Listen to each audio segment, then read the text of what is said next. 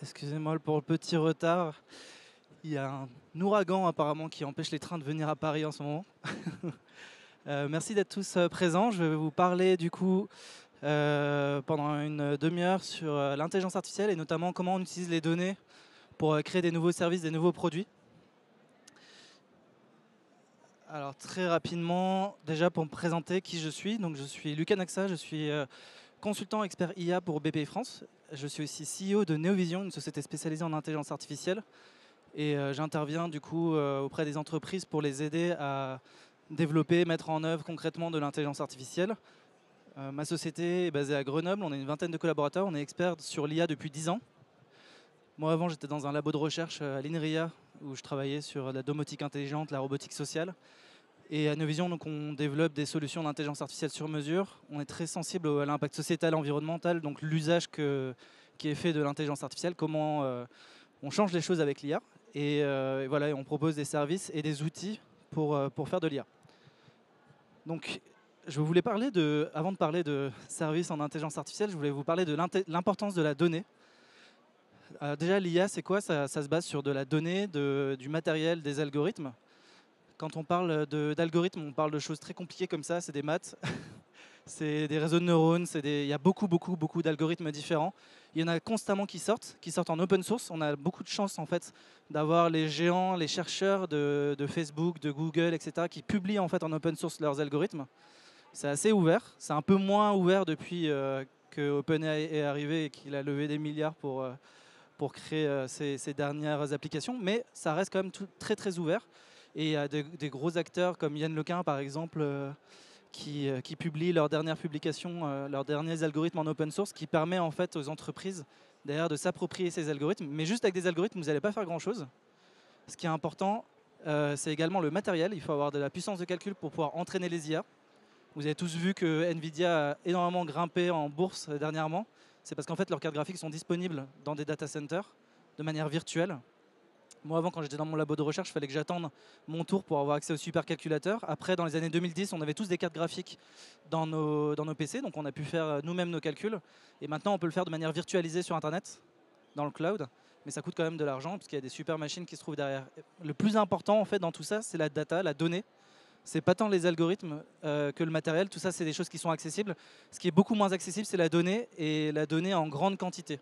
Et ça veut dire quoi en grande quantité? C'est pas comme cette base de données que je vous ai montré là. ImageNet, c'est une énorme base en fait qui a été créée par des chercheurs où toutes les images ont été labellisées à la main. Ils ont dit ça c'est un chien, ça c'est un chat, ça c'est un arbre. C'est un arbre, oui, mais c'est un séquoia. Et 14 millions d'images, 22 000 catégories, ils ont tout rendu ça public et ça a permis d'avoir une base publique de qu'est-ce que c'est une image dans la vie. Donc maintenant, si vous voulez reconnaître un chien, un chat, c'est réglé, on sait le faire.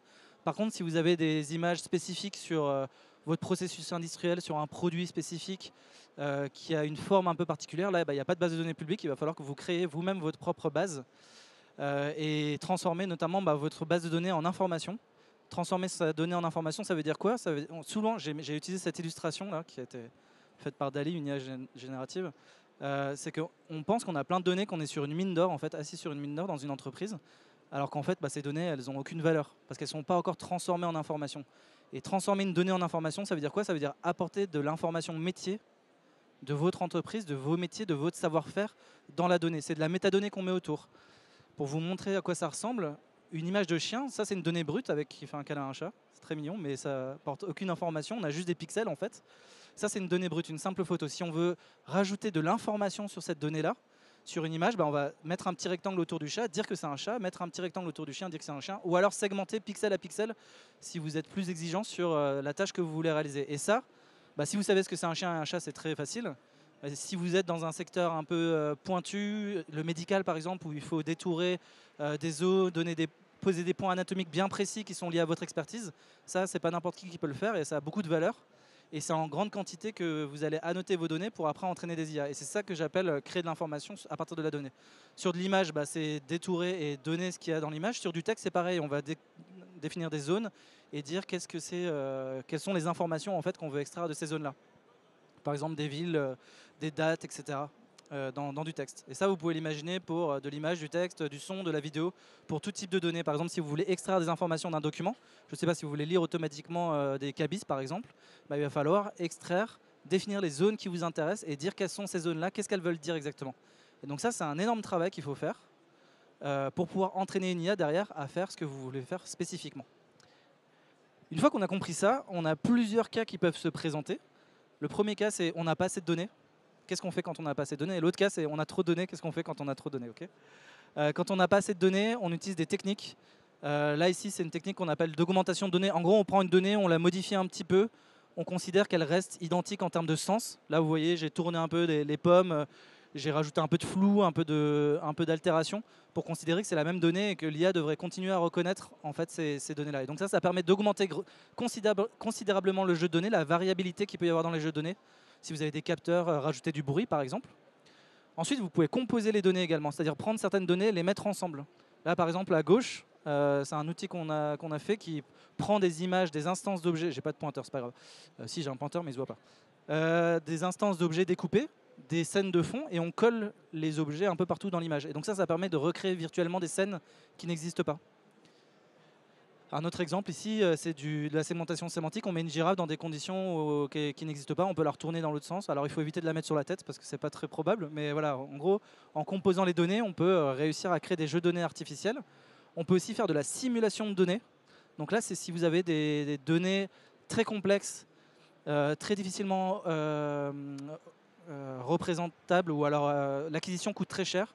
Vous pouvez faire de la simulation. Ça existe beaucoup en aéro, bah là vous voyez par exemple il y a des bouteilles. Moi j'ai un client par exemple qui est dans le verre et qui modélise ces bouteilles pour derrière augmenter ces jeux de données. Dans le domaine du jeu vidéo aussi, vous avez des énormes bases de données qui existent maintenant avec GTA par exemple pour simuler des véhicules qui conduisent dans la ville.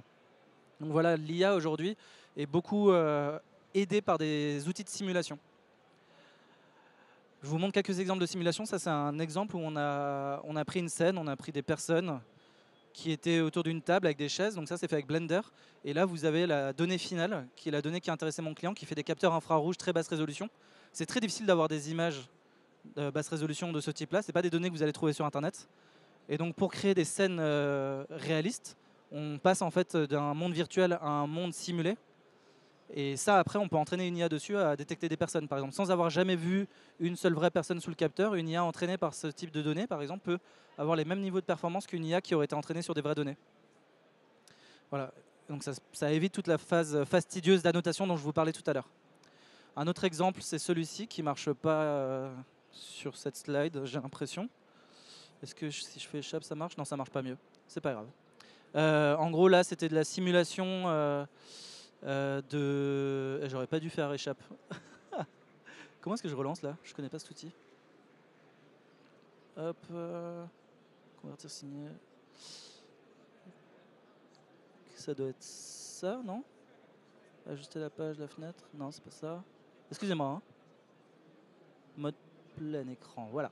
Donc là, désolé, le GIF se lance pas, mais vous aurez sûrement les slides. En gros, il faut imaginer un petit bonhomme qui marche et qui tombe.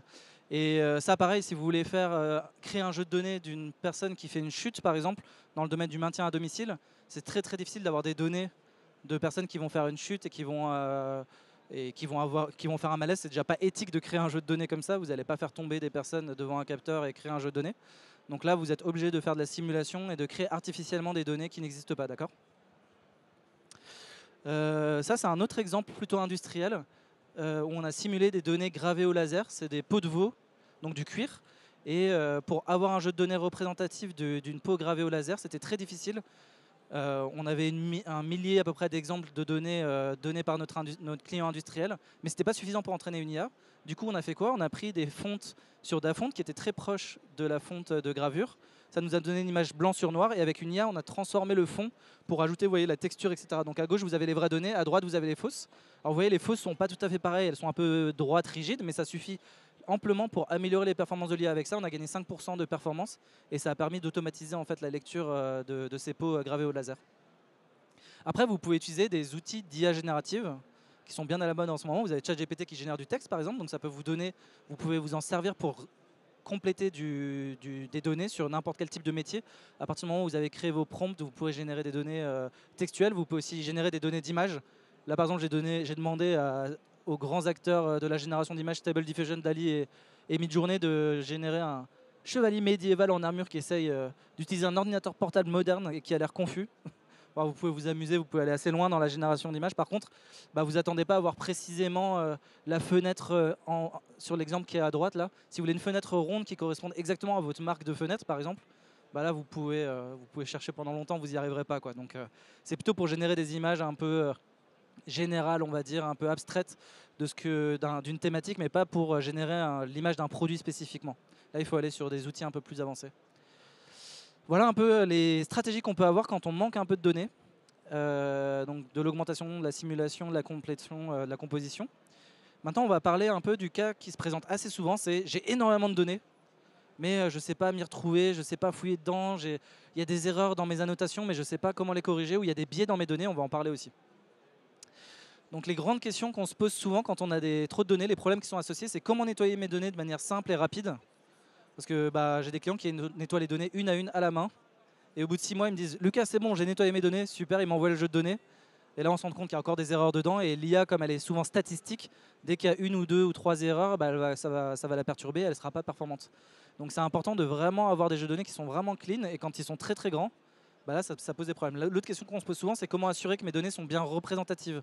Si j'ai des choses qui sont déséquilibrées, si j'ai trop de chiens par rapport à des chats dans une base de données, l'IA elle va plus tendance à bien reconnaître les chiens et moins bien les chats. Et ça peut poser des problèmes de représentativité, de biais sociétaux, de biais simplement de performance en fait dans les IA qu'on développe. Et l'autre question qu'on a souvent, c'est comment faire pour faire tout ça en protégeant aussi la sécurité de mes données. Parce que souvent, les outils, on est obligé de les mettre sur des outils extérieurs. On n'est pas, comme c'est des très gros volumes de données, on maîtrise mal la confidentialité des données et le déplacement des données.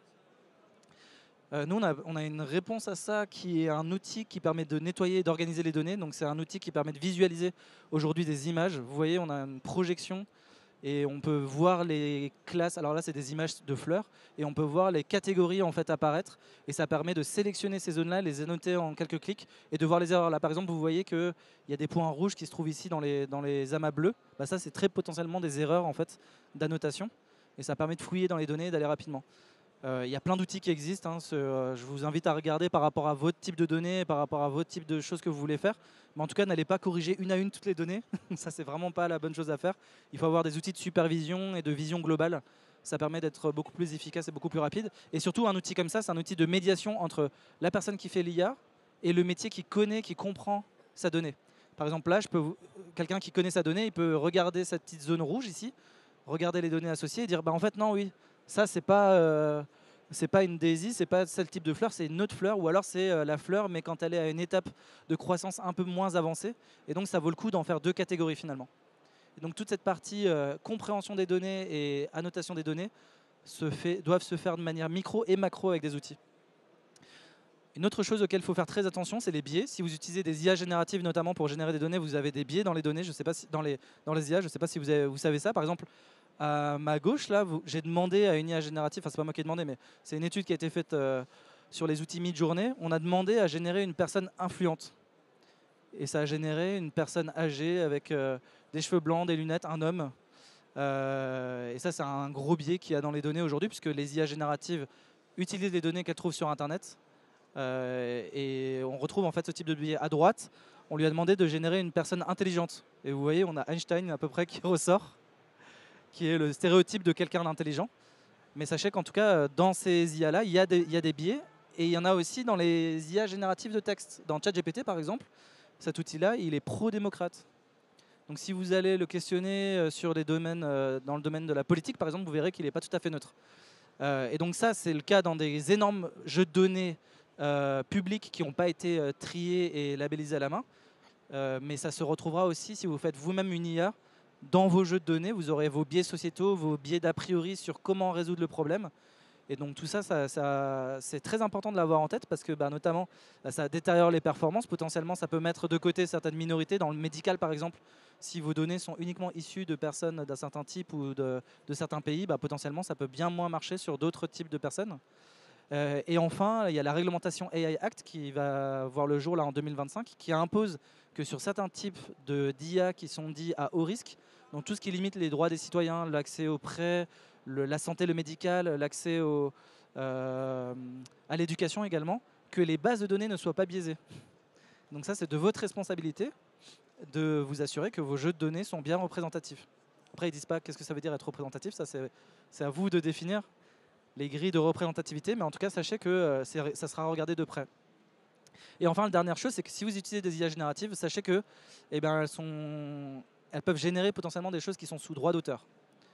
Là, par exemple, à droite, il m'a généré quelque chose qui ressemble beaucoup à Thanos de Marvel. Si vous demandez de générer quelqu'un de très énervé qui est vert, un géant avec des gros muscles, potentiellement il vous génère Thanos, et violet, potentiellement il vous génère Thanos et vous le savez pas. Bon là, c'est facile à le savoir, mais si vous y allez pour du logo, par exemple, générer des logos, si vous demandez un logo jaune avec deux boss, potentiellement il vous génère le logo de McDonald's et vous n'êtes pas au courant. Donc c'est important de savoir que ces outils-là ont aussi leurs limites par rapport à ça. Maintenant, je vais vous présenter des exemples de différenciation de projets concrets que j'ai fait avec des clients pour vous montrer qu'une fois qu'on a travaillé sur les données, qu'est-ce qu'on peut faire en fait comme nouveaux services, nouveaux produits grâce à l'intelligence artificielle. Ça, c'est un client qui s'appelle Tiama qui fait de l'inspection du verre. Je vous en ai parlé un peu tout à l'heure. Vous voyez les machines là qui se trouvent à gauche. Eux, ce qu'ils font, c'est qu'ils assurent que le verre qui sort des verriers ont zéro défaut. Pas de bulles, pas de petites imperfections. Et encore pire, pas des défauts qui peuvent être dangereux. Parfois, quand on souffle le verre, il peut y avoir une lamelle de verre qui rejoint un côté de l'autre de la bouteille. Ça, c'est super dangereux parce que si on fait un coup, ça casse la lamelle et ça peut être un bout de verre dans la bouteille. Et vous n'avez absolument pas envie de boire une bouteille dans laquelle il y a un bout de verre. Donc eux, ils s'assurent que tout soit bien éliminé, que tous les défauts soient bien éliminés. Sans IA, qu'est-ce qu'ils faisaient? Ils regardaient juste une différence avec une bouteille normale. Et dès qu'il y avait quelque chose qui changeait, ils le jetaient. Et ça faisait beaucoup de rebut. Et donc avec de l'IA, en qualifiant beaucoup de données à la main, donc tout ce que je vous ai montré tout à l'heure avec les outils, etc., ils ont pu définir les différentes classes, leur niveau de criticité et décider si le défaut devait être rejeté ou s'il pouvait être accepté. Le défaut dangereux dont je vous ai parlé, il est rejeté. Les défauts, les petites bulles par exemple, ou les petites taches, elles sont acceptées typiquement. Et ça, en nouveau service pour les clients, nouveau produit plus performant, moins de rejets. Donc les clients sont plus contents parce qu'ils peuvent réutiliser le verre. Et le nouveau service qu'ils ont proposé, c'est un dashboard en fait, de visualisation des datas de leurs données pour en fait, aider le client à configurer ses machines. Et donc maintenant, avant il avait juste de la prod qui potentiellement pouvait être jetée. Maintenant il a des informations utiles pour reconfigurer sa machine. Et ça, c'est un tableau de bord auquel le client s'abonne. Et donc ça permet en fait d'avoir du récurrent en plus de la maintenance qui était le seul revenu récurrent de l'entreprise avant. Ouais, complètement, ça ralentit les process de qualité et d'amélioration de la production. Un autre exemple, c'est Pélin-Questé qui est à Pertuis, qui fait des convoyeurs de tri de déchets. Alors lui, c'est marrant, ils n'avaient aucune image, aucun déchet quand on a commencé à travailler avec eux. Donc qu'est-ce qu'on a fait? On s'est remonté les manches, on a jeté les déchets sur les tapis et on a commencé à acquérir des images et à annoter les images comme vous avez pu voir, les chiens, les chats, on les a segmentés et ça nous a fait une énorme base de données de déchets. Une fois qu'on avait fait ça, on a développé les algos, on les a optimisés aussi pour qu'ils tournent de manière efficace sur la ligne de prod parce que ça tourne très vite, ça tourne à 4 mètres secondes. Donc vous avez quelques millisecondes pour pouvoir faire la distinction du déchet. Et là, ce qu'ils voulaient faire, c'était une réglementation européenne qui a imposé de séparer les déchets alimentaires et non alimentaires, plastiques. Et donc on a simplement créé une énorme base de données de déchets alimentaires plastiques et non alimentaires. Et à la fin, on a pu respecter cette contrainte réglementaire. Ils ont pu aussi répondre à des appels d'offres dans lesquels il y avait cette demande-là de pouvoir faire ce tri alimentaire, non alimentaire. Donc ça leur a permis d'avoir des nouveaux marchés. Et surtout, pareil, ils ont fait un dashboard de visualisation pour leurs clients qui leur permet de voir la qualité globale en fait, des déchets. Un autre exemple, c'est Textilia. C'est une plateforme qui se propose de numériser l'ensemble de l'industrie du textile en France. Eux, qu'est-ce qu'ils font? Ils vont chez les industriels textiles, ils numérisent des carnets qui sont aujourd'hui des carnets physiques, dans lesquels les gens collent leurs motifs. Les motifs, c'est quoi? C'est les petits motifs que vous avez sur mon écharpe ici, ou les motifs qu'il y a sur vos pulls, sur vos habits, et qui sont protégés par droit d'auteur. Le problème qu'ils ont, c'est qu'ils se font beaucoup payer leurs motifs par des pays qui sont un peu moins scrupuleux sur les droits d'auteur, et ils le voient bien que trop tard sur les grandes chaînes de distribution, Zara, H&M, etc. Et quand ils demandent à ces grands distributeurs de les retirer, ils acceptent, mais c'est déjà trop tard, le mal est fait. Donc ce qu'ils font, c'est qu'ils numérisent l'ensemble de la production passée, l'historique et actuelle. Ils proposent, avec eux, on a fait un outil qui permet de chercher dans ces images-là, un peu comme Google Images. Vous tapez lune étoilée, ça vous affiche toutes les lunes étoilées dans votre historique. Mais là, vous avez tout l'historique depuis des dizaines d'années de votre entreprise. Donc ça permet par exemple à un commercial qui est en face du client qui dit « Ah, j'aimerais bien une lune étoilée, est-ce que vous pouvez regarder ?» de chercher avec du texte ou avec de l'image. « J'aime bien ce logo, est-ce que vous avez des choses qui sont similaires ?» de faire des recherches contextualisées pour le client. Donc ça, en termes de valeur, c'est énorme pour l'entreprise. Elle va beaucoup plus vite dans sa relation commerciale avec le client et elle peut valoriser son patrimoine historique qui avant était oublié en fait, dans des carnets. Et enfin, elle peut faire de la veille contrefaçon sur Internet, détecter automatiquement quand son motif arrive sur Internet et déclencher des actions. Alors, ce n'est pas des actions en justice qui marchent bien, c'est plutôt des actions de social shaming, de menacer, de dire sur les réseaux sociaux que telle entreprise ne respecte pas les droits des motifs, qui a bien marché. Et enfin, en ce moment, on travaille sur de la génération de motifs. Maintenant qu'on a scanné toute une grosse base de motifs, on est capable de générer des nouveaux motifs. Je tape lune étoilée, ça me propose des lunes étoilées dans le style de la maison. Et ça permet aux créatifs d'aller plus vite, d'être plus proactifs dans la création de ces devis, dans la réponse à ses clients. Donc ça, c'est un super exemple d'une industrie qui est assez vieillissante et qui est encore au papier crayon et qui maintenant, grâce à ces outils d'intelligence artificielle, est capable de se digitaliser, d'être plus compétitive, de mieux se défendre face à la concurrence et aussi d'être plus proactif pour ses clients.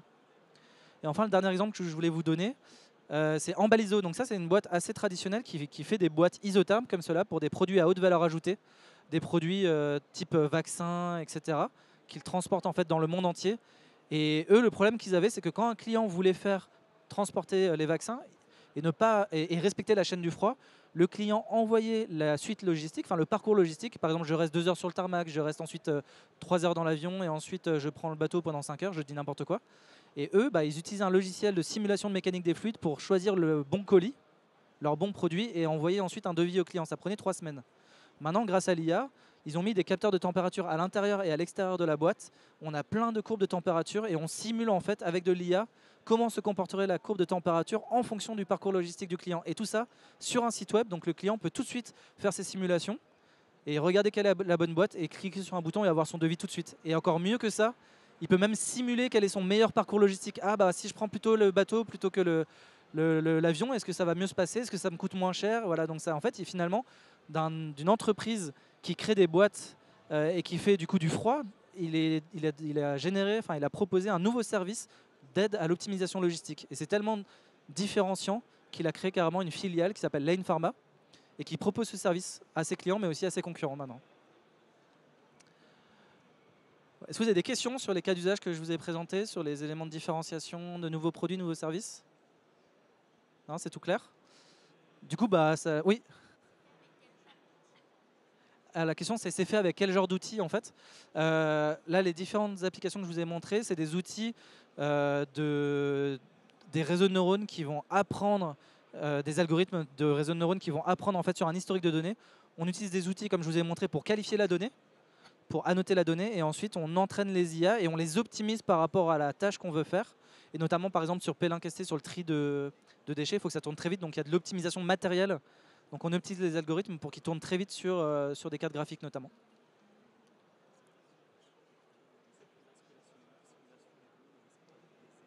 Ouais.